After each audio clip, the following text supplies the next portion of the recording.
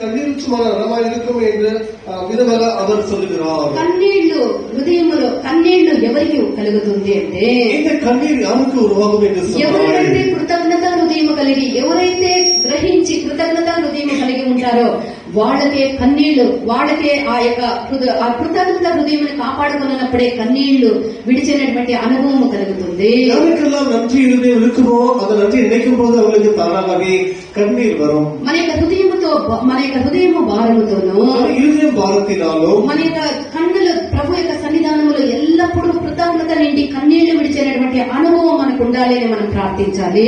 దేవుని నిమిత్తం ఎప్పుడు నన్ను హృదయతోడు நம்ம కన్నీరు అనుభవం இருக்க வேண்டும். అన్ని కార్యాల కొరకు దేవుని యొక్క హృదయ సన్నిధానంలో విరిగి నలిగినటువంటి హృదయముతో కన్నీళ్లు కార్చేటటువంటి అనుభవం మనం కలిగి ఉండాలి.